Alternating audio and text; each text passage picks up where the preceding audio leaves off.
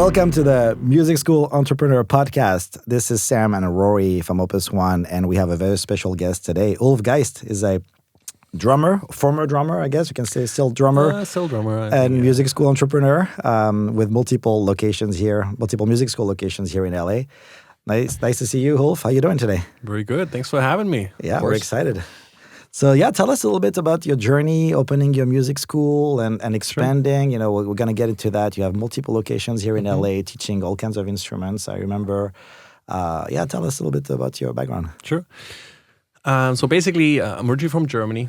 Grew up there and moved here to LA when I was 21 to study drums at Musicians Institute. MI, that's right. Yes, and taught there for a little bit too. But the goal was mainly to be here to be a drummer. And then when I was taking drum lessons from, as a teenager, I switched schools back home. And I went to a school called Modern Music School, which is like a franchise system back home. And, when I moved here, I still kind of stayed in touch with, the owner of the system. And he wanted to open a music school here in LA. And at the time, it was difficult for me to get a work visa, actually. And so I mainly wanted to tour, but I tried with different, attorneys, and I just didn't have too much on my resume yet to be able to qualify, And so he had made me the offer to say, hey, I want to open a school in LA, and I'm going to own it. I'm going to invest it, and I can get you a visa, for it. And I didn't think twice. I just said, as long as I can still play and tour, I'm in. So it was a bit of a process, but it worked. I got the visa through him, and we started the school in Pasadena, which is just with 3 rooms, 2011, And then kind of fast forward, the school grew and my touring grew. And so after about 4 years or so, we had a little bit different philosophies about it, and it was difficult. I was mainly touring about 6 months out of the year. And so eventually we parted as friends, and then about a year or so later, he said, hey, he was struggling a little bit because he wasn't living here. His main business was a franchise music school business in Germany, where they had about 60, 70, 80 schools around so at the time. Mm-hmm.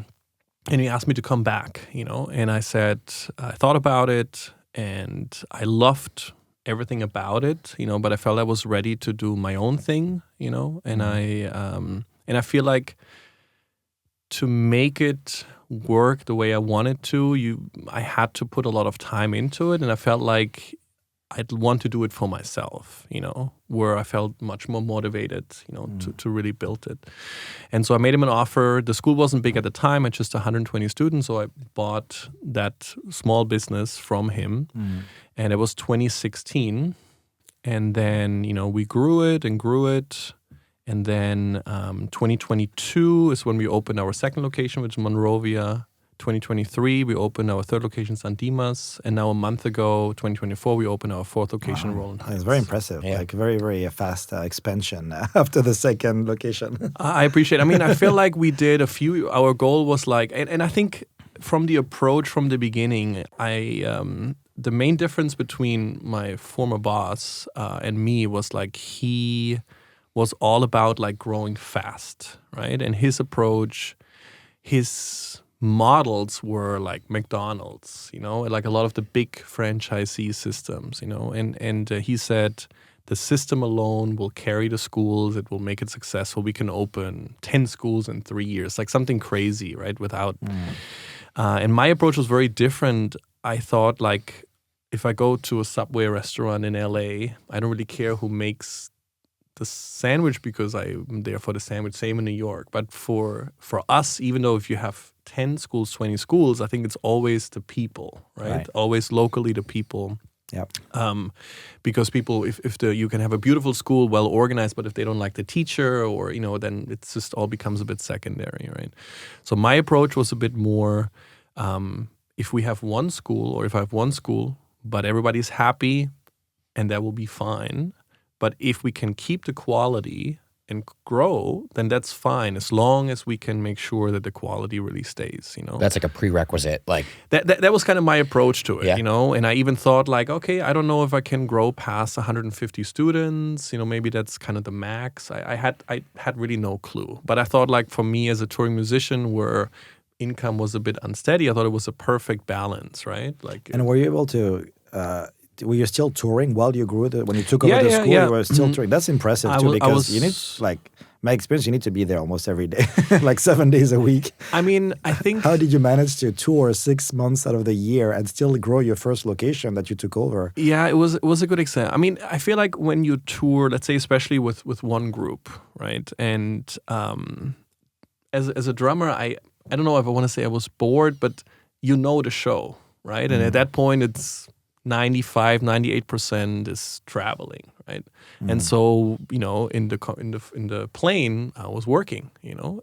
In the bus, I was working, and if other guys, not that I never partied, but you know, when the other guys did whatever, I was you were working. at the laptop, enrolling what else do you have to students, do? and And so you know, for me, there was always I actually liked it because before I did that, I don't know if you've experienced that, or like sometimes between tours, it's a very exciting time, but then you come home and depressing. it feels really weird. So with the school, depressing. I always had a place to go between the tours. It kept me occupied, you know. So you were still heavily involved in managing them, but you could do it remotely. I could do it remote, but it was small enough. So at the Right. time was, you know, I bought it with 3 rooms. We split one of the rooms, so it was 4. So, and we maxed that out, you know, but then in 2019, I made the decision to expand to 11 rooms. And at that point, I decided, at least for a couple of years, I want to prioritize the school. I see. So you had to stop touring. Because when you were touring, you must have had an admin local. You need somebody to open the door, you know. Yeah, for sure. Yes, manage yes, the, yes. So you must have like probably an admin there. Definitely. Yeah. Admin, So you still need somebody you can trust already while you're doing things remotely. 100%, you know, but then from expanding, for me at the time, also financially, that was a big thing, you know, to even scrap the money together, you know, to get, so I feel like I couldn't have done that and then be somewhere in the Middle East or in Asia to be on the road. The stakes were higher. Yeah, stakes were higher. So I said like, okay, you know what, at least for a couple of years. And luckily the timing was extremely good for me because we expanded in the fall of 2019 and added like 100 extra students from then till the pandemic hit, you know. And so we got very well through the pandemic, and of course it was difficult, but if I wouldn't have made that change, I wouldn't have had it. I would have been in real trouble, you know, because everything else would have stopped, right, with the touring. And so the timing worked well. We got through it. But to come back to the initial part of like, we said, okay, with this location, if it stays with one, if we can't keep the quality to grow, it's okay, but we'll try. And so we basically wanted to define our systems and really try to fine-tune things before we decided to expand. Yeah. And when we did with the second location, this worked really well. No chaos, well organized, and that's when we realized, okay, you know, hey, we are ready for the next one, and you know, that's great. So you took it over from a franchise, but a relatively small, 100-something students, right? And now you have 4 locations. How many students total, roughly? So in Pasadena, which is the main school, I think we're around 800 or so, something like that. Monrovia is now a little over 300, open now for about 2 years. San Dimas has been open a year, is a little over 200. And Roland Heights opened last month. We're about 140 or so. Alrighty. Yeah. So you just opened the location, and in 1 month you have 140 students. You're going to make a lot of jealous music school owners here. I mean, I feel like that has been the experience with the second, third, and fourth when we opened. And so we'll get back to that in a minute. Sure. You just like that's pretty crazy. So you took it over. Your first location now is 800 students. So that's an amazing growth. Just by itself, that's already a big success, right? By 800 students, already pretty nice size school already by itself. And then you must have reached a certain like threshold. You're like, okay, now it's time to expand, right? And then you repeated that process 2-3 more times after that. So tell us a bit about that process, and maybe first, how did you get to? What do you feel made you successful getting to that first like 800 students, which is already, I mean, I guess it's 800 now. It was not 800 when you opened your second location, right?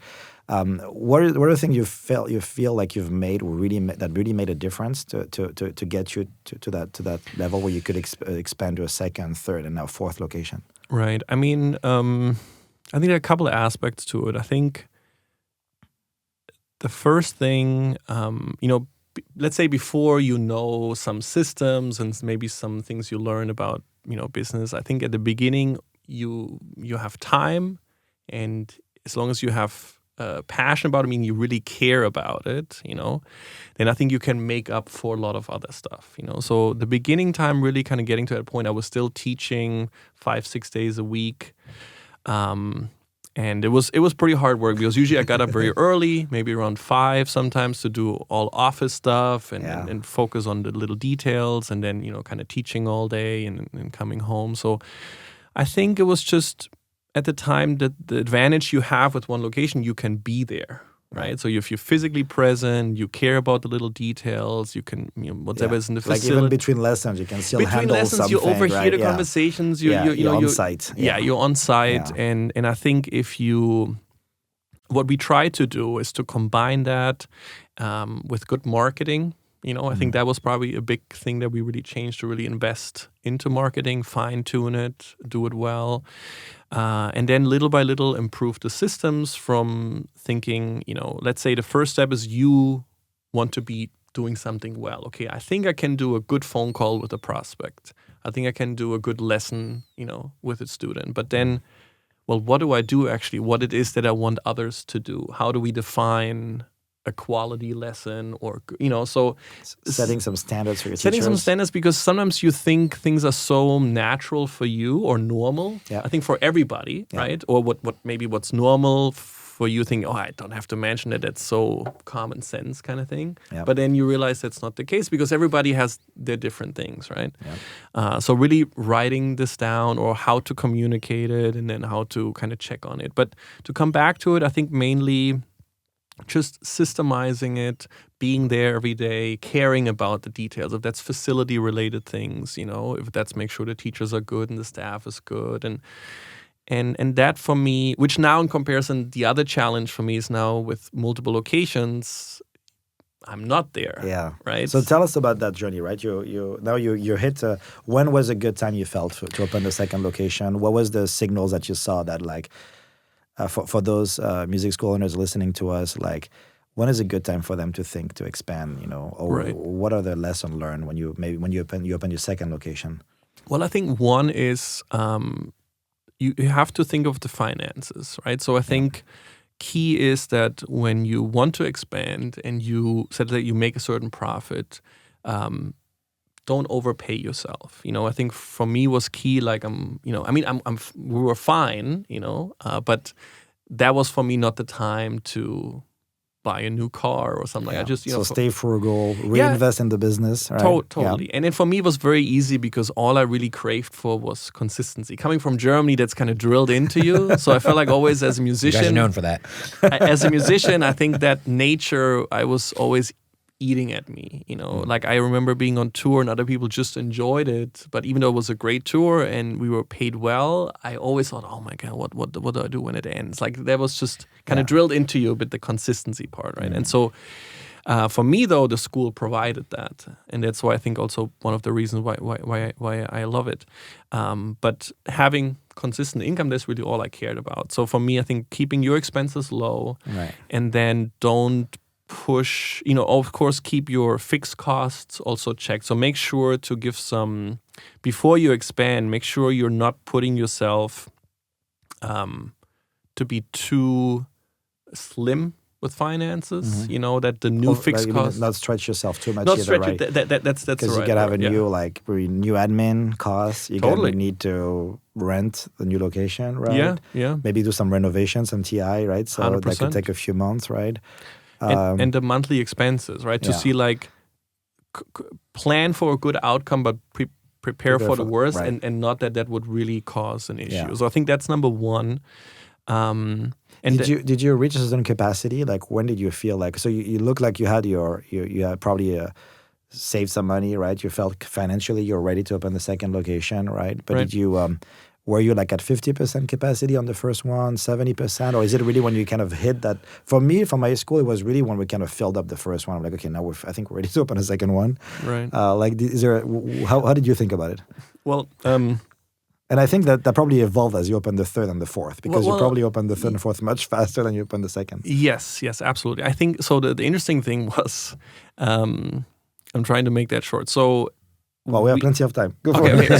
So in 2019, like I mentioned, we expanded, right? So we went from 4 to 11 rooms, and then because we were kind of in a strip mall where there are multiple, units, and so we basically took one over, and then the next one was also free, Yeah, So I was ready. Sometimes it's also opportunity, right? That there's Yes. It's happened the same thing for me. Like the floor below my school became available, and it was double the space.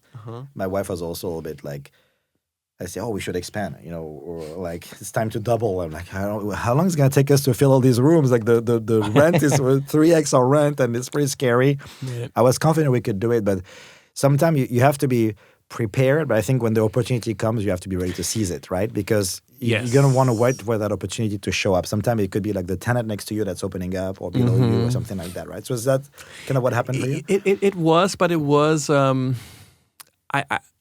It's always a risk, right? But I think with that, it was a very calculated risk, So I felt like it wasn't something. I don't think I would have done it if I feel like I'm giving too much risky, because I think from financial thing is also one of the reasons why I want multiple locations. My main focus, even though I want to grow, but sometimes I really want to grow to protect the downside, right? Because that's, at the end of the day, for me, is the most important thing, because I've lived in the car in LA, like I know how it is to count your cents and put into the cent counter in a Ralph's and have like 5x to make it through 4 days or something. Right. And so for me, and also now, having a family, having a daughter, for me, it's most important to make sure that, and I grew up that way, we didn't have to, we were very middle class, nothing fancy, but my main important thing is I don't want to worry about paying rent, Right. That's more important for me than anything else. So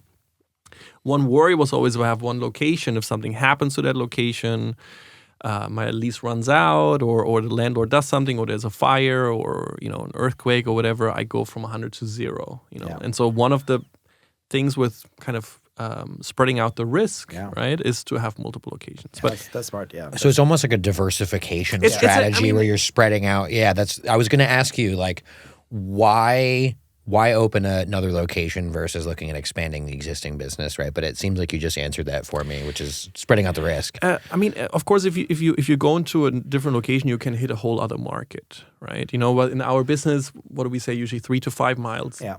So if the new location is about 8 to 10 miles away, then you're hitting a whole other market, right? And so what happened for us, and to come back to that story, which was a little crazy, but even our contractor thought we were a little nuts. But what happened was that I said, we hit 500 students by having 11 rooms, and that was kind of like my goal to say, okay, now we're ready to take on one more unit. That's all we wanted to do.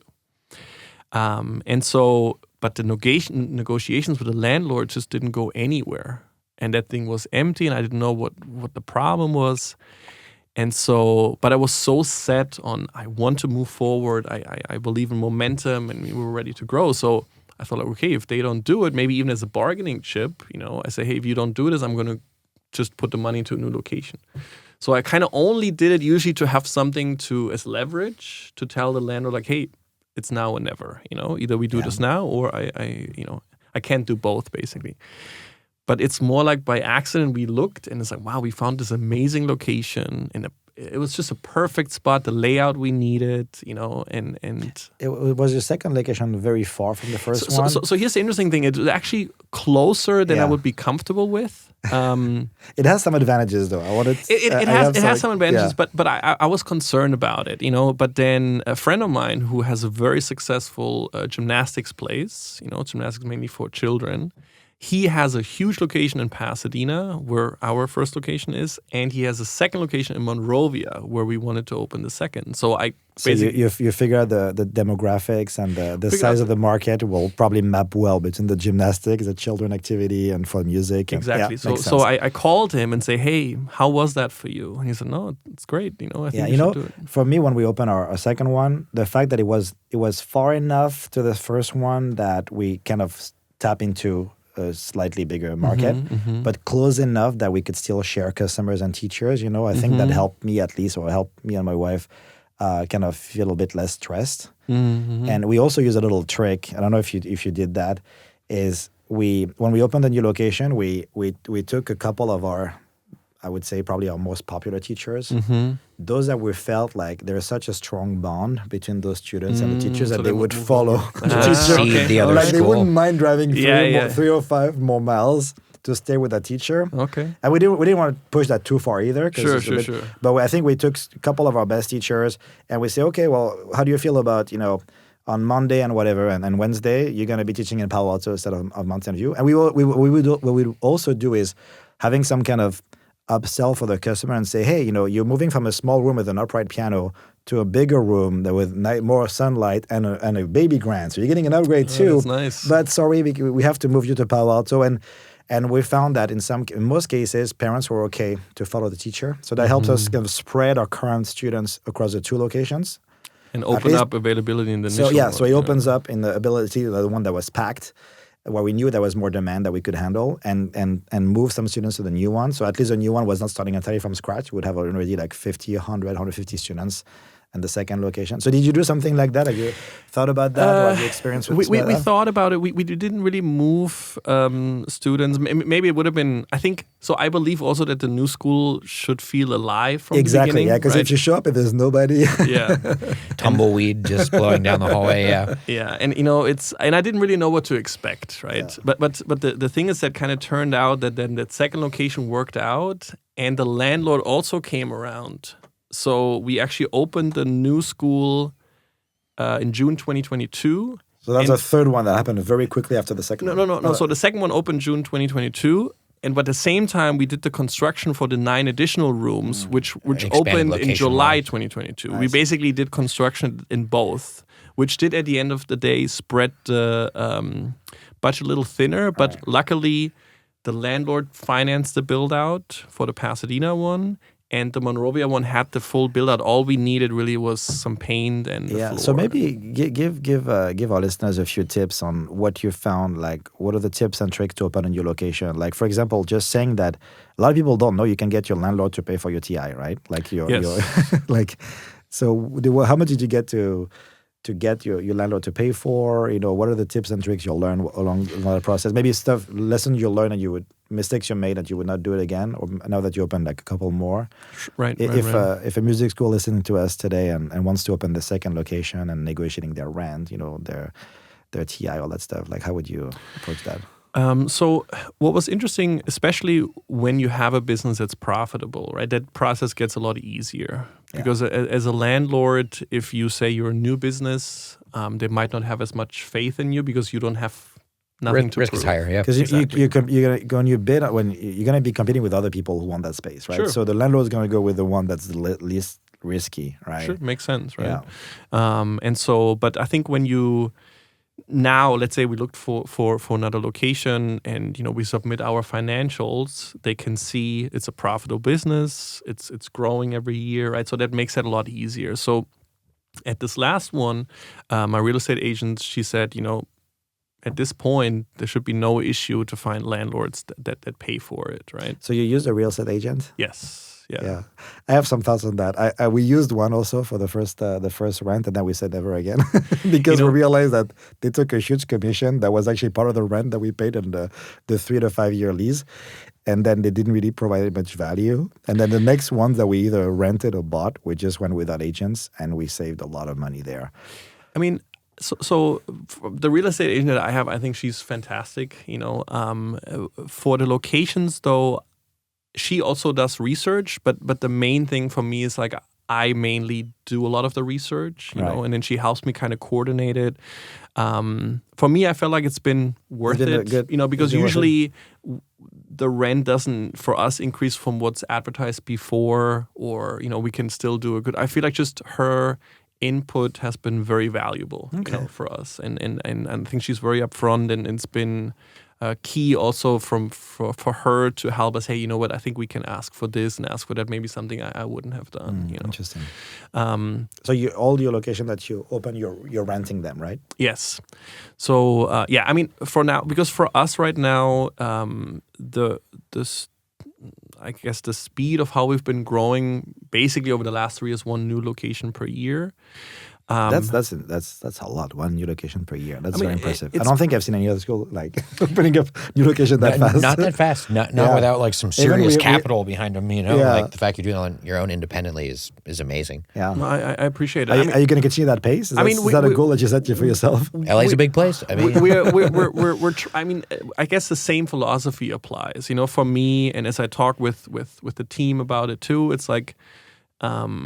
If we can, if it makes sense, for me, the goal is always we need to build the system, the foundation strong enough to carry the extra weight, right? So before we get to that point. So I feel like I consider that as one of my main jobs to make sure that before we get to the next level, there could be growth, there could be a new location, that our systems at that point are ready, and not that we then start scrambling and seeing. So that's kind of like what I think. And as long as we can achieve that, and also financially to make sure we have the money available to do so, as long as that's the case, then that's great. But if that means the next school will take 18 months to be ready, I don't feel really any pressure. So it sounds like the idea here is as long as the new location doesn't put the existing organization in jeopardy, and it has to be break even. So I always, the goal is, let's say the latest location is not at break even yet, we're not opening a new school yet. It doesn't necessarily have to generate a lot of profit yet, but it can lose money, and so far we've reached the break even always earlier than expected, and that immediately takes the pressure off, and so now location 2 and 3 are already contributing into the profit, right? To technically make the process easier, but also realizing at some point, like, we need actually a bit more help than I thought, and so that sometimes, okay, maybe we need one more person, on the team. Of course, that changes the financials a little bit, but for us to, like I said, I don't feel too much pressure. I want to move forward, and as long as we can keep the system, I think one of the parts of the job now, what really fascinates me is just build a really great, solid business that runs, and Sorry, you opened all these locations under the same brand, or they are different names? So the concept has been that we use the name of the city and then add Music Academy, right? So it's Pasadena Music Academy, which is a great SEO trick. I'm sure it's starting a sense. So the thing is, when we were a modern music school under before when I bought it and then changed it to Pasadena Music Academy, it's just from a marketing perspective, SEO is amazing. It just it was amazing, and so we thought like, okay, so we know this works. But I knew if it works well enough and we can do more locations, eventually it's going to be a problem, right? You need so many different names and all that stuff. So I think what we said a couple of years ago, if the plan continues to work, and with that I mean, like, let's say if we would notice, hey, at 4 locations, it's really the max and I'm not smart enough to build it further, let's say I hit my limit or whatever it might be, then that's okay, then let's make them great, but I do think we can keep pushing it further, but I think realizing maybe one more we could do, but at that point we have to find a brand that just keeps the name. Otherwise, it gets too complicated. You know? It's interesting because I'm the opposite. We have a name, right? Opus One Music Studio, and we in Mountain View, Palo Alto, and which is relatively close. But our SEO is not great. Compared to there's a tiny studio called Mountain View Piano Lesson next to us. They have maybe like 20 students, and they have better SEO than us. At least at some point they did, so that was very frustrating. But given that music schools are very local, the strategy of having the name of the city and if you can get it, and then Music Academy, a music school, I think is a great strategy. Yeah, or any variation of it, because Pasadena music lessons. That's what they're searching anyway. Who's gonna, move from maybe Pasadena to Monrovia? I'm like, I'm gonna go to the same school because it's the same name, but I don't know. Yeah. The challenge is just, let's say when you look for a place and you feel like, that's a really nice part of this, whatever, demographics are great. but they already have a school that name with that concept that would not allow you to go in there, right? And so there's different things to this, but if we talk about from a systematic, I think where we're getting better is we started with the last school to also kind of develop a bit more. As the day-to-day, I feel like it's been running very, very well without me in terms of that. And I'm putting more of my time into, let's say, we started putting a handbook together for new locations, right? So that handbook starts from checklists to what needs to be ordered, to city permit processing, to like a handbook actually for the contractor or the person installing things, like how do we want things to installed in the wall, what colors are we using for the paint, and all that kind of stuff, right? And so keeping the same brand name would make things again a lot simpler, and I think it's limited, but we'll see where the future takes us. But if it continues to work and we feel like, hey, we're ready for another one, then we'll keep going until we feel like, I think that's as far as I can get with my intelligence, or I think it seems like you got a while to go. Like the bigger you get, I think the easier it gets. Because if you got there, that means you could handle it, and as you grow, I'm sure you have some economy of scales. You start having people use across location, right? And totally to do marketing, sales, and other things, right? And that's also that part's getting nicer, right? Like some things get more complex. But other things also get easier because, let's say you have one location, you have one admin member. I remember when that person was sick or quit. It's you. It's like, hey, there's nobody else. Okay, you at the front desk. And that's how you got started in software here. My wife got me, I was doing the front desk on Saturday mornings, and I had a full-time job, so I couldn't do it during the week, but I was at the front desk on Saturday, Sunday when the staff were sick. Totally. That's why Opus 1.io exists. Yeah. No, I mean, I'm all about it. So those are the things, now with more locations, more team members, it's so much easier, right? And then we have a regional manager now, Adam. He's crushing it, Nice. and just. How did you find that person? Like, so sure, something I'm wondering. So our concept has been, or my concept, which I also share with everybody we hire. It's coming a little bit from my grandpa. My dad always tells me the story that basically he started in our time, actually our small town city is kind of known because Leica, the camera, is from there. Oh, yeah. So, and so basically back in the day, you either worked there or you worked at a cement factory, right? And so one of my grandpa worked at Leica and the other one worked at the cement factory. And so, but my grandpa who worked at the cement factory worked his way up from, the first lowest position kind of thing to very high in the company, to be in the meeting with the big bosses, and he was in charge to buy in all the stuff, and so but what he kind of always shared, and then through my dad what he shared was that he respected everybody in the business, and he got a lot of respect back because he did every single job in between, right? So he understood the positions of somebody that, let's say it's in the factory. And he said some other managers that were hired, they just walked through the factory like there's something better. They had never been in the trenches. And they can't really understand. And so, he greeted everybody, he understood them, and so they respected him. And I think, and for the perspective, I think for me also growing from a teacher to being at the front desk for many years, that I understand it. And I think with that, I'm more respected. And I can also put myself into the shoes. And I think I'm also better at then being a supervisor. So what our philosophy is a little bit, we like to hire everybody for the front desk, right? And so as now we grow, what's nice about it is we groom from within, right? Exactly. So because if you then grow into a supervisor position, whatever that may be, you've done that job for a while. So first of all, the people at the front desk will have more respect, and it's like, and not like something that would nobody ever suggest. Whoever did the job for 5 minutes will know it doesn't make any sense. Yeah. And so that has been working really well for us. And now as we're growing, we can build these channels of little by little, having people more involved in certain projects. And so now Adam basically has been with us now. Maybe he actually started in the same month we implemented Opus. Oh, really? Yeah. Cool. So that was, I think, yeah. It's been now almost 3.5 years, I think. Yeah.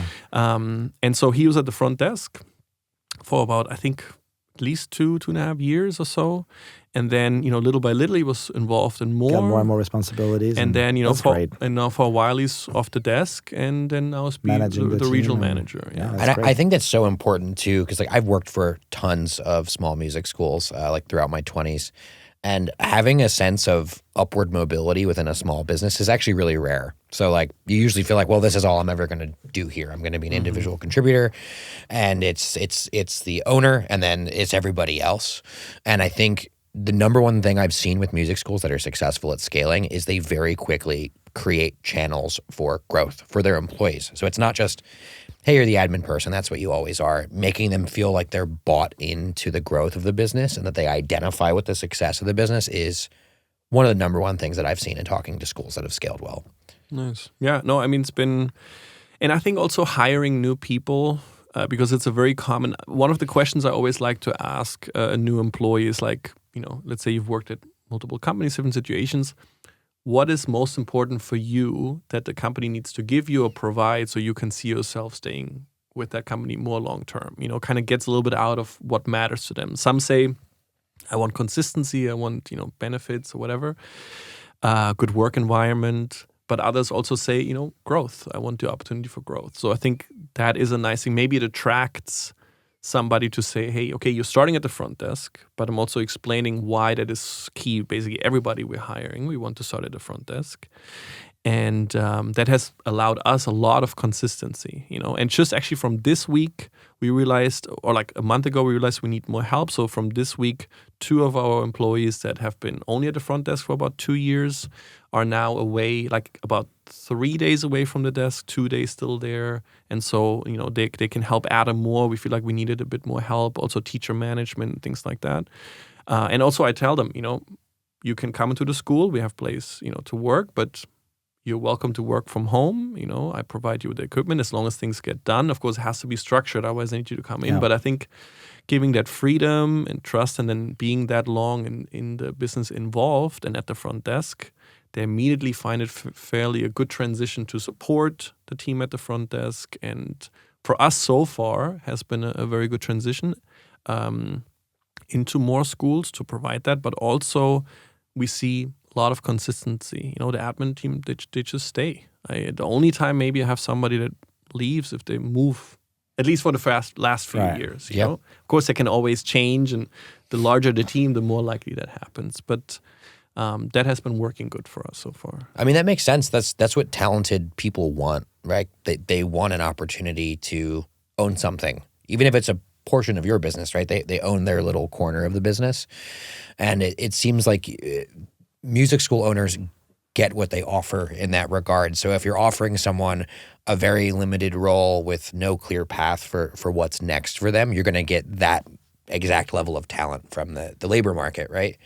Whereas if you're advertising, hey, this is a role, it starts here, but if you work hard, I'm willing to look at you going this direction or this direction, that's when the talent's going to get attracted and go, that's what I want. I see opportunity.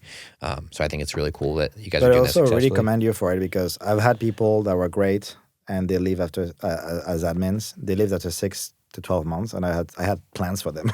Of course, yeah. And then maybe we probably did a crappy job at retaining them, but I was like, I wish those person have stayed. I would have groomed them from within. But they left, and I mean, we're in the Bay Area, so the cost of living is very high, and it's very challenging with certain positions and salary ranges. But it's the fact that you managed to get the right person, get them trained, started from within, and promoted them fast enough that you kept them excited and that's great. I'm really, really impressed. I mean, I think that there's luck to it too, right? Because I've also had team members that really thought were ready for the next level, and they weren't, and it didn't work, Because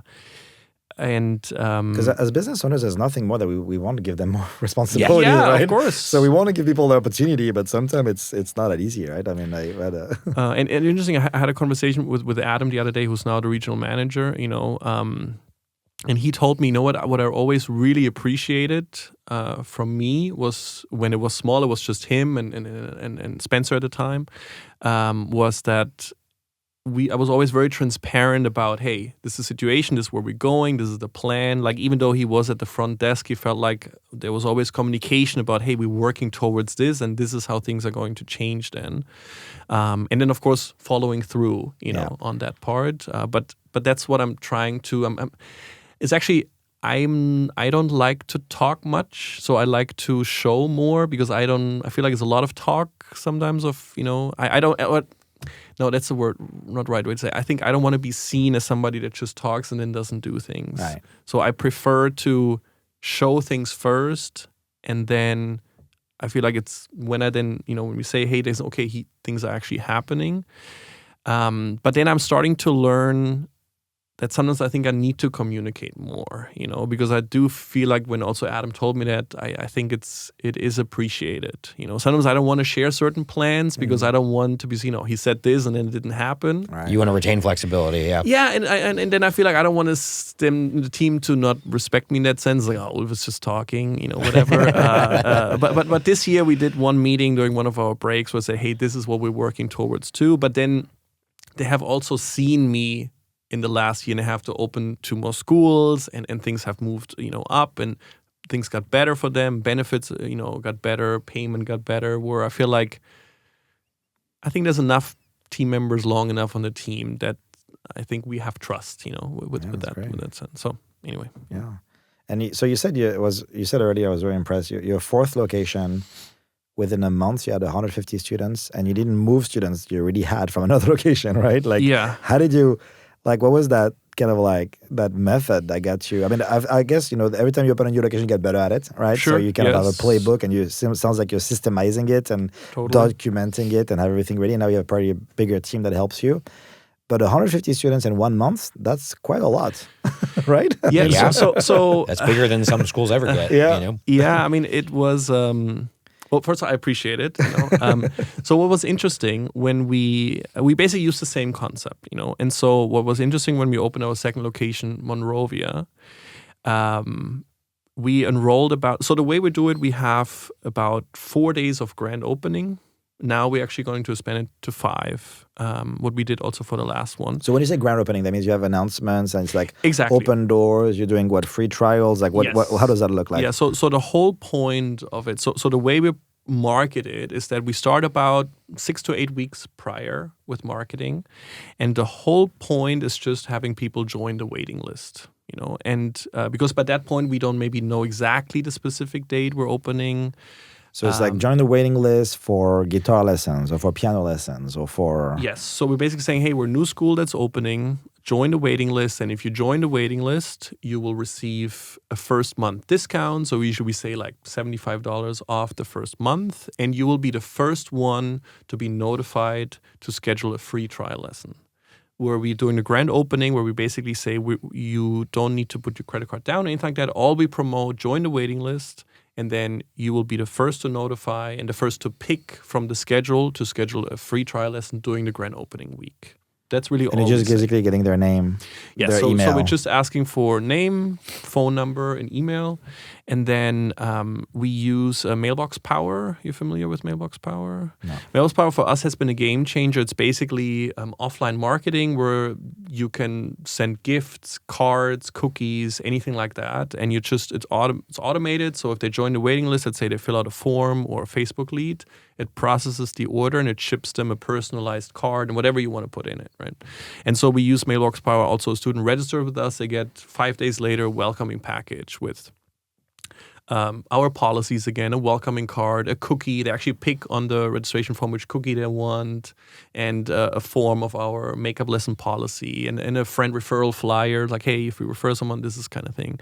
And so it's addressed to the student, which I think is very special that they get a package in the mail. And because it's all automated, zero work and super consistent. So I always believe in the first impression. So if somebody joins the waiting list, they can say, hey, if you're willing to give our address, we will send you a little, gift in the mail, and it has some information about the school. And if they click no, it says like, hey, are you sure? Because we tested 20 cookies to send you the best one. And, I mean, something like, but No, it's fun. The only reason why we mainly do it is it's good impression because it's super pro, right? And you don't forget about it because it's automated. And I want the addresses, right? I want to see where we're hitting the marketing, right? So I put it then on a map. So you're getting name, email, and postal physical address because you also want to send them some cookies and see where they are compared to your location. If they add the address, so it's not a must, but name and email and phone number is a must. Yeah, and so we do kind of like the typical thing. We do Google Ads, Facebook Ads, Instagram. We do one round of direct mail, even though it's not that efficient. But I feel like it's worth it to do one for a new location, where we buy like the addresses of, whatever with the categories we're looking for. And then we use our current student and former list because the schools are, let's say for an ideal distance for us about 10 miles because we're not hitting the 5-mile radius. But then some students have moved into that area or they have friends. So we definitely get some friend referral. And so we're basically hitting that pretty hard, right? And then where Opus comes in, which allows us to grow that fast, is basically all we do is then once we have the teachers confirmed in the grand opening, and then all we do is just send out email saying, hey, we are confirmed now for the opening. Here's the self-booking link, right? And then people self-book their free trial or their whatever. Yes. Yeah. And so at that point, we also change the automations, meaning if somebody then joins the waiting list, they say, actually, we have a date opened and here's the thing. And then for the ones on the waiting list, we just start hitting. We do first emails and we follow up with text. We then call. We send a couple of mass emails out. Are you using Opus One IO Plus for that or not yet? Not yet. We're going to get you there. At one of the locations, I believe. Yeah. Yes. But we can get into that. Why not? It's only because at the time when we joined Opus, there wasn't Opus Plus yet, so we kind of build it all out. Of course, but that's yes, just a matter of time. And so what we've been able to do just with that concept is get for Monrovia, San Dimas, and Roland Heights, we always got over 200 trials for those first days, maybe 230 to 40 even. And we say you have to register by the last day by 3 p.m. to get the grand opening special. And your experience, like this comes into a question that we often get asked about free trial versus paid trial. I have some thoughts on that. I'm curious to see. So for you, those free trials, I mean, it kind of feels like it's working for you, right? Do you do free trials all the time or only for that grand opening? Because for me, I've seen free trials work in certain cases, but I don't do free trials on a regular basis. What are your thoughts on that? I mean, the system we've used with it, yes, we've always done free trials, but it's a bit more like don't fix it if it's not broken kind of approach we've used. It's been working for us. And yes, of course, you still have to pay the teachers, obviously, and all that stuff. But we see it as a marketing expense, and it just has been working, But so not just for you don't do a free trial just for grand opening. You do it on a regular basis. That's interesting. Yeah. But that being said, I think eventually it's something I'd love to explore. But the way I've been looking at it so far, it's that it's just been working. Like why mess with it? Yeah, exactly. I mean, if it works for you. And then also I feel like in LA, I could, maybe it's, I don't know, but I feel like it's very common. If I look around my competitors, most of them, do it. Not all, but most. And with that sense, it's been like, no, it's been okay, And sometimes I see in forums where people say, these are just people that come and want something for free. That's really not our experience, where we feel like we still have a high conversion, Well, getting in your car and driving anywhere in LA is a commitment. So, because they're willing to... That's the problem. So that's the problem with, the experience we had with free trials, we still do it in some cases, like with certain marketing campaigns, we may do like a free trial for like certain things. But what we found that worked best for us was, so the problem when we tried free trials, we were getting a lot of people that were just not committed. They would not show. And it was, I didn't care so much for the cost of the teacher, but it was more demoralizing for the teacher because then the trial conversion rate was low because a lot of no-shows. Or people would come in and say, oh, great, I had my piano lesson. I loved it. Thank you. Well, you're not going to learn piano in one lesson. You know that, right? So we've had some weird, people are not committed. What I found worked well for us is we heavily discount them, so it's still very cheap. It's like $25. Right.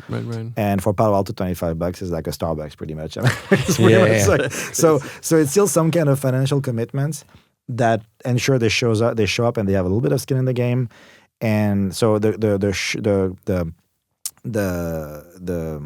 show up rate is much better than was free. Sure. And also the other advantage is that when we do the auto conversion in Opus 1.io, like we already have the credit card on file. Right. It's so easier. we already have the credit card, so it's much easier to convert them than if we need to also like get the credit card over the phone or send them a proposal or whatever. So having the credit card, so we found it's kind of like we would never charge the full price of a lesson, but we would like make it super cheap so that it's kind of like still enough of a commitment that they show up and that they're serious. So that worked for us.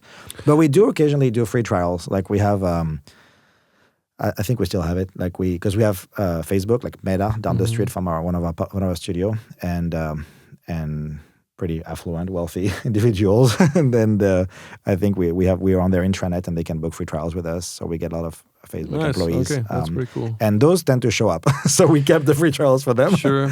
But yeah, we avoided the free trial on a regular basis on the website. I mean, it's really, I just have never done it the other way. You know, like for example, I mean, if it works for you, like yeah.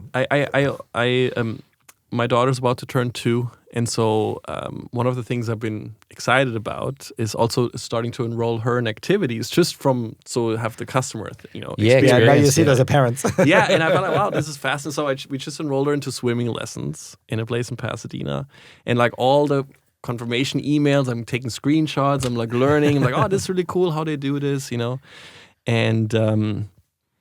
and I personally didn't care at all that I had to pay for the first lesson. I mean, it's like if I find a place that looks good, I don't care, right? Yeah. And I've talked to schools that made the switch, and there's like, we didn't notice any difference really, in enrollment or anything like that. Yeah. Yeah, I think for us, it's just been a little bit like, hey, this has been... Ain't broke, don't fix it kind of thing. But I think... Well, the number speaks for themselves, right? You get 150 students, you have a pretty good method to open a new location. You get 150 students signed up on your first month. That's very impressive. So yeah, and the way like it's working. the way I see it for me is that like of course I want to push, and of course I want the schools to grow, right? But long term kind of a thing is like I want the schools to be at break even as quickly as possible, and luckily. And I feel like I need to open a couple more to feel like, oh, actually the system is pretty good, or we were just a little lucky, right?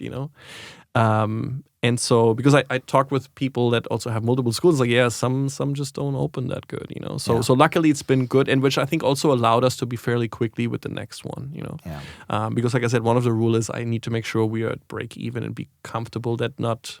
I open a school, and if that one tanks the opening and the other one also loses money, then the pressure comes up,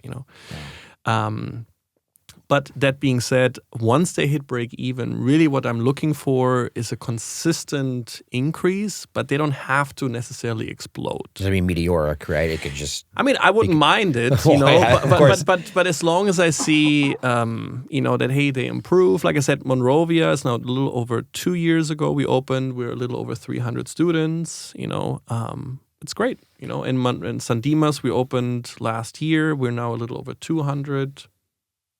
For me, that's if they continue. And you have a lot of capacity to grow each of them. Yeah, I mean, all of the schools except the Pasadena one have all either 8 or 9 rooms, and some have capacity to add more. But at least right now, we're anticipating looking at the numbers. Like if any of these schools in that size and what we're paying in rent hits 400 students. I think that's a great success, for a location. And then at that point, to decide, okay, can we expand or can we add another room? But 400 students for me, one of these individual locations, I think would be an excellent success, And so I think not enough time has passed to see, because like those 3 locations have all been fairly new, in compared to the first one. And I also... It's different, right? You be there present. That was different for the first location too, of like, it's a little different to be there or mainly. So I don't expect necessarily also the same growth, let's say we have experienced for Pasadena. I'll take it, But if not, I would be very happy if With the steady schools, growth, yeah. I think that would be excellent, So we'll see. Do you have your eye on the 5th location already, or I mean, you don't have to share. No, if no, it's, still, gonna build it on the moon? You know what's interesting is like I don't know why, but this one this year it stressed me quite a bit. Maybe there was also a lot of other stuff going on, but I felt pretty stressed, on that one, and. So you mean the 4th one? The 4th one, yeah. Okay. So yeah. you're taking a little, like, you slow down a little bit. No, I'm just thinking like, I feel like for the next, like one of the things is that I feel like, is that necessary? Like, and I think some of the stress was that it was the most expensive to open out of the new ones. What was expensive about it? It's just the renovation that you did, or the build out? I think the 2nd and 3rd didn't need much, and for the 3rd one, the landlord even agreed to putting new floors and painting and everything, But this one, we got a great deal on it, and we negotiated free rent, but that was kind of mainly we got the free rent next year and the year after that, and it was very old, so we had to do a lot of work, and more than expected, and so I think that was kind of the part. And then as we got better of what a school needs, also the list of things to order got a little larger, because I feel like I want that it's really well done, so it doesn't constantly, because now to drive to that school is an hour for me, and so I really want that it's well done, so it doesn't have constantly things that fall off the wall, or make sure it's solid. Maybe that, I don't know. It was just a lot going on, and then I had, we realized we actually needed a bit more help, And so I think like for the next one, I think I want to be where we're putting a lot of time into now to improve some of those systems.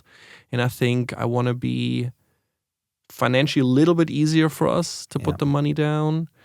And I felt a lot of pressure to get good signups, at this point. And luckily it worked.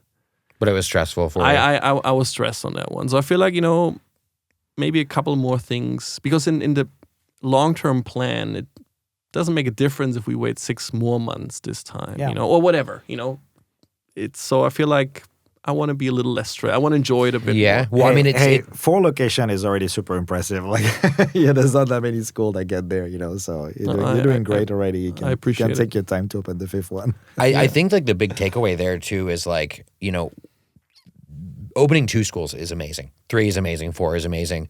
But like taking a small data set, which is like opening location 2 and location 3, and then extrapolating that and go, well, everything's going to be like that. And that seems to not necessarily be the case, right? Like the 4th one was more stressful. And I think like maybe a takeaway for the people at home is like just because 2 was easier, 3 was easy, maybe 4 isn't. But that doesn't mean that your system doesn't work. But it's just that not all locations are created equally, right? And like managing those expectations is probably important. Yeah, and also like we had so much random stuff. One of the school was flooding. The other one was with the fires about to be evacuated, and I'm like, and then I had some teacher stuff that had never happened, where I had to constantly talk with a labor law attorney. I had to let somebody go from a very strange situation. It was like just so much random stuff. At Murphy's the same Law, time. they call it. Anything can go wrong. Your business becomes bigger. So that felt a little bit like that. But I think I always try to look a little bit ahead. What could be a possible problem to try to put something in place to prevent it, right? So let's say facility things, right? So as we've gotten better to what's needed, like at this point, the phones run on the internet and all that, right? So one example is for that. So we have now at every location 2 internet providers, and we have a system where it both feeds into the same network, and the system naturally can switch between the 2 if one is down, right? Just to build more consistency. Then we have backup generators for the internet system and the front desk. If the power drops, that at least the internet stays on. Because constant problems that could happen. What can we do to prevent it? That not somebody all the time has to go there. But then when I looked around into the music school community, I saw a good amount of schools that have 2 locations. And a good amount of schools have 3. And then I felt like with 4, I saw quite a lot less. And I was like, why is that? Because what I can see is that they're successful. Like for you, Sam, of course, you have a whole other business.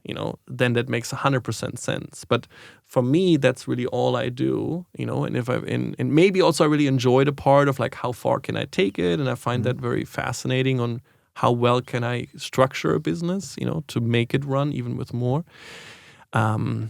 We'll tell you the majority of schools that we have usually have one location. There's kind of a glass ceiling at about 200 students that a lot of schools struggle sometimes to get past. Sure, yeah, of course. And then once you start systemizing and scaling like you've been, and some of our customers that we talk to able to get past that, then it gets easier to open more locations. But yeah, of course, with 4, 5, 6, 7 locations, that's a lot of responsibilities, a lot of work. Do you have a hypothesis why? Like, what do you think? What's your guess at why the 4 is the struggle point?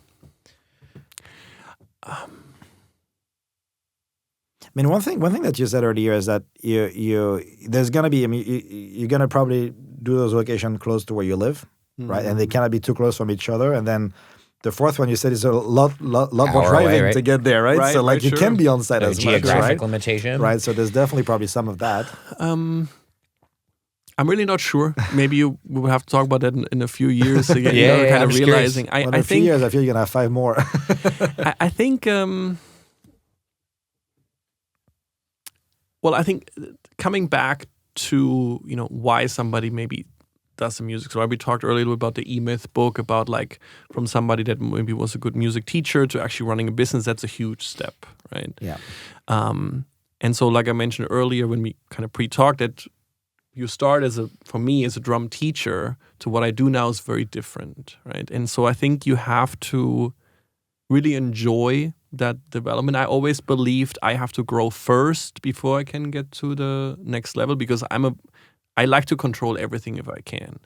And from 4 rooms, I pretty much had this schedule memorized.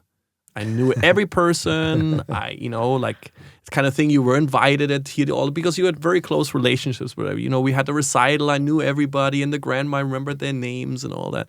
Now I walk through a lobby and a recital. I don't know anybody. But very different stage of the business. Yeah, I have teachers I've never met, right? Because we communicate, but I don't do all the interviews or almost none anymore. So. There is the part of like, okay, I really have to start trusting into the systems we built. And that's a very hard, difficult thing for me to do. And I remember, especially at the beginning of the year, because now if there's a problem, it's difficult to define it. Like, let's say the enrollment doesn't go where to go. I'm mainly working from home now. And so, well, what is it? It's a lot of things. You have more statistics to look for, but I used to could really know what's going on. I could listen to all the conversations and what's discussed at the front desk, the phone calls, And this is like, I think, to your point, that's exactly when we have to start being more data-driven, right? Because, we're talking about that we, they process, right? I do everything myself. Then I start hiring people around me. We are doing this, but I'm still in the room. I'm still around. I see everything. And then when they, which is my staff, is doing everything, I'm more remote from the business. But then, I need data to make decisions, right? I need to know what's going on. And I'm not there anymore because now you're working from home, you're there, and you have 4 or 5, many more locations that you're far from. Having the right data, I think, is the most important thing, right? Being able to really start data and vision. Otherwise, you're blind. Yeah. You feel blind, right? You sit at home like, I hope you become too high level, and you but it is at the same time. This is where you want to be as a music school owner. I mean, as a musician turned business owner, you want to get yourself out of the day-to-day business, right? Like day-to-day operations, but you still want to, have as much data as possible to really make the right decisions, and that's another whole challenge that you have to face at that level and to be able to scale to the next level. Totally. I mean, and that's also the challenge to how do you maintain the quality while not being there, right? The team grows, you work less and less closely with everybody. So how do you communicate those values and have the people care enough about it to still put those into practice while you're not there? It's exactly the same challenge I had. I was very, very involved in my music school, and now the last year, 18 months, been very, very busy with Opus 1.io and kind of tried. It was great. Hey, the school can run without me, but then at some point, if you start getting too much out of the business, and if you don't have the right data, and it's tough to manage it, being not being there and keeping the quality, keeping everything, and not drive yourself crazy. That's Well, I think that's where like the vision and the core values of your company come into play. Like I remember when I first got started in the tech world, and I would sit in these trainings for these like corporations, and they would give you an employee handbook with this like core values thing, and I'm like rolling my eyes like, yeah, sure, you care about the advancement of whatnot. And I never realized why that was so very important to be embodied by everybody at the company. And then like now as I've progressed through my career and gotten even deeper in the music education industry, I realized how so very important that is to maintain that quality as a company scales, whether it's what we do, if it's running a music school, it could even be McDonald's, right? The idea of like, why do we do what we do, and where do we all align on a common goal? Whether you're the teacher or you're the front desk person or you're Ulf or you're a regional manager, what do we all align on? And I think those things, as corny as they can sound sometimes, when you're like, we want to do da-da-da-da, they are so important, not only to write down in a handbook, but to embody every day and kind of make sure everyone agrees on, right? Like I think that's a key part of getting through that next stage. And that's difficult. Super difficult. Right? Because sometimes like let's say sometimes I think I walked by the other day, I think it was a Toyota dealership, and I walked by sort of like the service area with all the mechanics working. They had like a motto, how you call it, on the wall. And I was like, I'm sure most of these guys think like this is just corporate stuff they just put up there necessarily, And so, that's a big thing. Like I love the book 1 Minute Manager. So for all the, where it basically says you got to make sure what's expected and don't put it like in a 20-page document. It has to be very clearly written for the main expectations. So years ago, I started doing this. We have this for the teachers. We have this for any kind of level where we say, this is the main thing, is expected from you, to kind of start. But a key thing what I'm trying to do is, even though when I used to be at school, I could do this on a daily basis, but I'm trying to make sure that when I still try to lead with that by example, because I think that counts the most, right? Absolutely. So that's why when we have a recital or something, and that's really when I talk with parents, I'm really trying that the way I talk with parents and we treat the students, that the team members hear that, right? Of like, or if there's an issue where I need to be involved, I'm showing with this, okay, this is how we approach it. And this is, because I think if I say certain things, but don't put it into practice myself, it becomes, bingo. So I feel like at least that's what I'm trying to say, like, hey, I'm putting into practice myself what I'm asking, for us to do. And I think if that aligns, at least at the end of the day, I'm not 100% sure. That's also why I'm sometimes like, but anyway. That's, lead by example, right? I think it's always a good Yeah, I mean, that's kind of where we started the conversation too, is like, you don't want to just talk the talk, you want to walk the walk as well. I think in the music education industry, we have a bit of advantage in people getting behind the core purpose of the business. We made a joke earlier at lunch, the idea of like, if you're in the sheetrock business, it's kind of hard to get people kind of passion oriented about why they do what they do. But we're talking about the future of America and like the future of arts in our communities and the next generation and keeping that alive. I mean, the music education industry has a somewhat unique opportunity to get their employees aligned on that, because it's, I mean, I don't know if you guys think about it, but what we do is really cool. It's really cool that we teach music to kids, right? And I think that's amazing. So I think we have a unique opportunity as an industry to like really drive home those values. Sure. Yeah, no, 100%. Another takeaway I see is that, I think every stage of your business growth, you're going to hit challenges, right? And like you have the earliest challenges, and then you open your second location, you have your own challenge. So it's always challenging, right? But you kind of push yourself always to the next challenge and keep growing and keep growing. Maybe at some point, maybe 4 locations enough. Like, do you really want to open the 5th, 6th one? Maybe not now. It's so a decision, and I think you get different kind of challenges at each step. And to come back to it earlier, I think all that is really beautiful too. Like instead of like saying it doesn't have to be more locations. Right? If somebody says, "Hey, I have 1, I have 2," I love it. It's perfect for me because I want to be. I have enough time with the family or whatever. It's just that the situation is great. I think right now in my life, the way I feel like it's the time to push, and I just absolutely love the idea of building it, you know. Yeah. That's really where I feel like I want to find out kind of to how far it goes.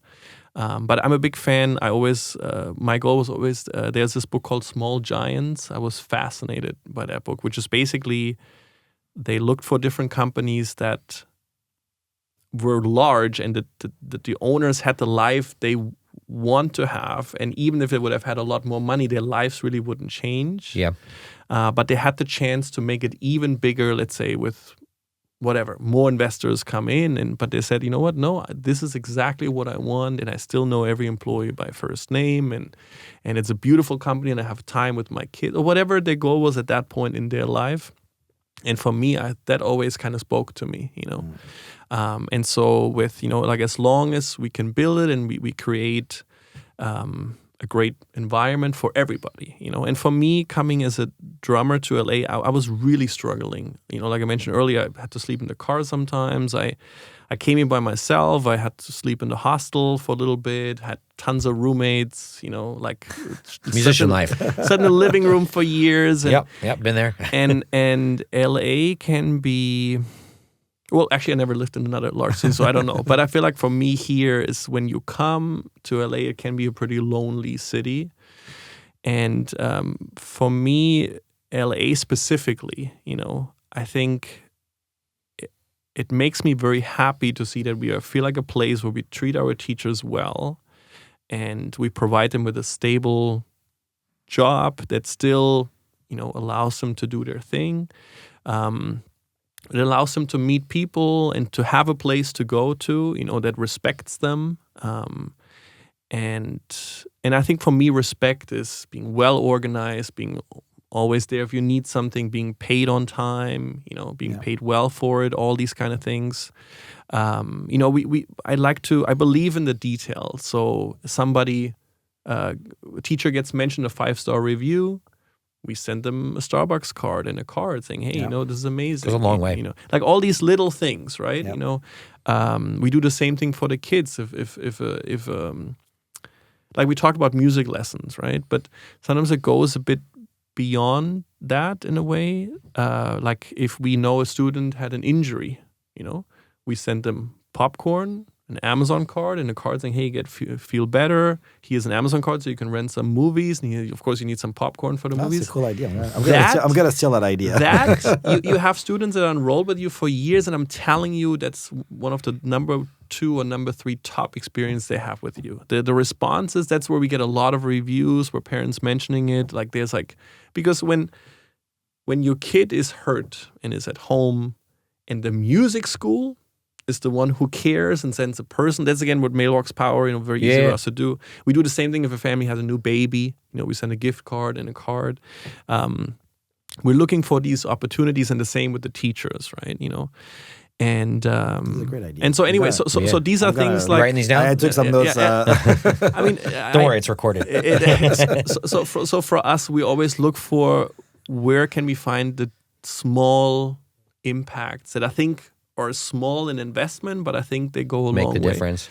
And so I think that is also that part of like, yes, I want to have a great place for students and parents in the community, but I also want a great place for our teachers, you know, where, you know, some maybe just moved here or whatever, but also for the administrative team, right? To have a place where they feel appreciated.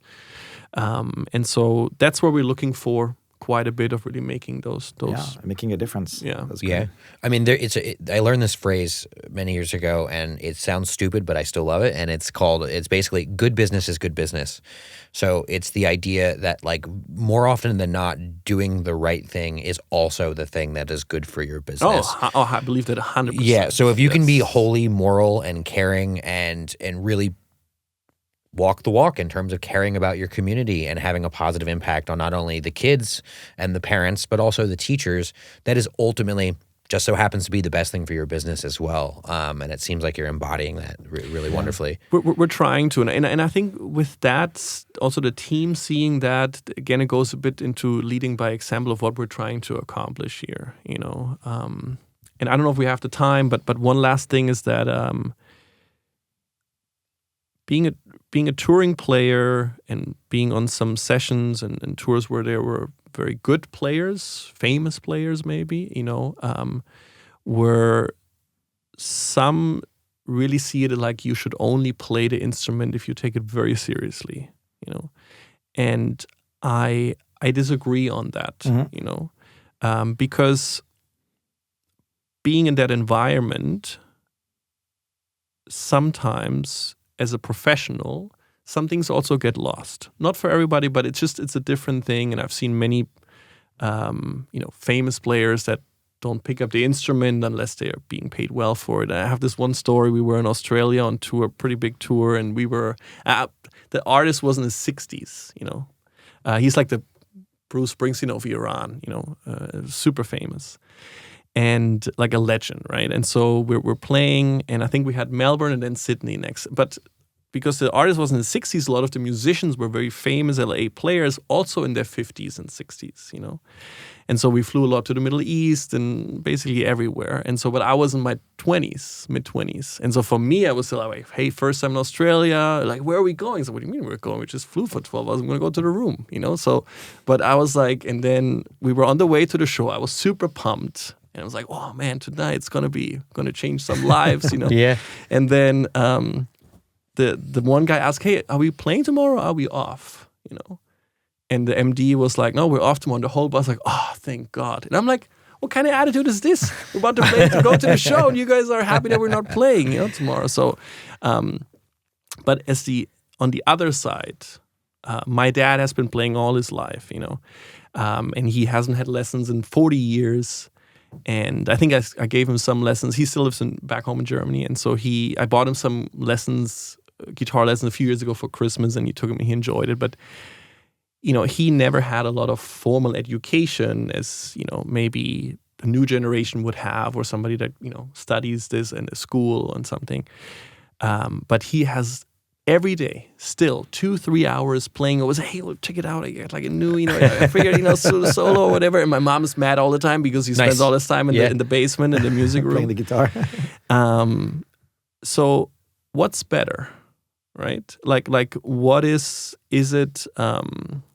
Is it better that the student progresses very fast, and I put a lot of pressure, and the parents put a lot of pressure to get the student developing quicker, or is it acceptable, or even as great, or maybe even greater, that you instill a love for music that this student will have all their life? So if I have a student that maybe doesn't practice that much, maybe it doesn't come as natural for him or her, but I can tell it could be life-changing for him or her to be able to play their favorite songs, and then maybe have a band in high school where they make friends with, and it gives their confidence and their identity, and they can play it with friends later in life. That's amazing, And that's kind of what I talk with new teachers that we have, and that we also say you have to be, because I taught at university. I did clinics through Japan and other countries to teach at university. And of course, then I teach very differently, because you want to be a pro. You're here to be a pro, so my expectations change. Yeah. But if you only want to do that, then that's not the place for you to teach, and you got to go to university. That's a very important point. So I've seen that in teachers that they go through the traditional kind of learning experience because they were training to be pros, and then they teach their students as the exact same way. Them. It's like a scene from Whiplash. But 99% of students in our music schools are not there to become pros. They're there to to learn music, enjoy, get some culture, get some self-confidence, all the benefits of music education, but they're not doing it to become professional musicians. And some teachers don't realize that. Yeah, and that creates the frustrations, and students will quit, and then they stop, and then you ask them later, "Will you quit?" "Well, I wasn't talented." Well, what does that even mean? What does that matter? On, Music is for everyone. That's and what does that even mean? To be talented, so.